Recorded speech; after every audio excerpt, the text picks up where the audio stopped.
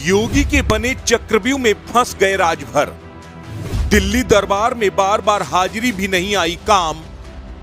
कब पूरे होंगे ओम प्रकाश राजभर के अरमान? क्या ओपी राजभर की एंट्री अब यूपी सरकार में होना मुश्किल हो गया है?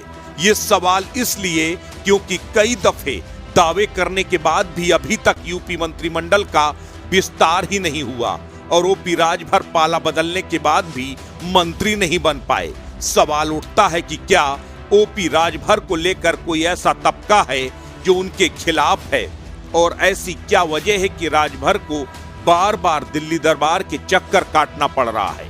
सुभाषपा अध्यक्ष ओपी राजभर के पाला बदलने के बाद भी उनकी हसरतें अधूरी हैं। पहले बीजेपी के साथ 2017 का चुनाव लड़ा, फिर 2019 आते आते मोह भंग हुआ।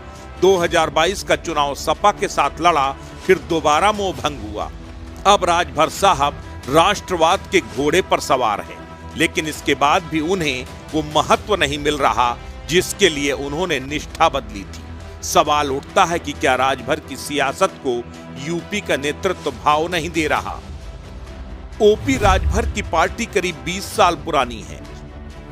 राजभर को पहली बार सियासी सफलता तब मिली जब बीजेपी से गठबंधन किया।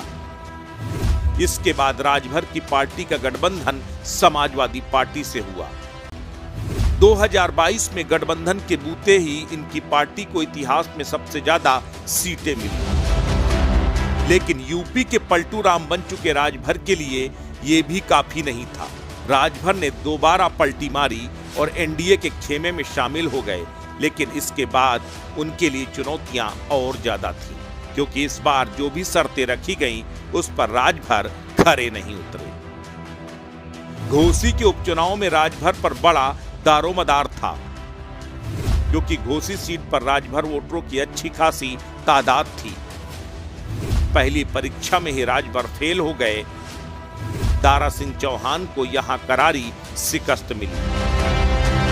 घोसी उपचुनाव के बाद ही ओपी राजभर की सियासी हैसियत पर सवाल उठने लगे, क्योंकि अपनी बिरादरी की बहुलता वाली सीट पर ही राजभर कोई कमाल नहीं दिखा पाए। यही वजह है कि राजभर का मंत्रिमंडल में आना टलता जा रहा है। लेकिन इस बार राजभर की उम्मीद पूरी होगी या नहीं, ये अभी भी देखना दिलचस्प होगा।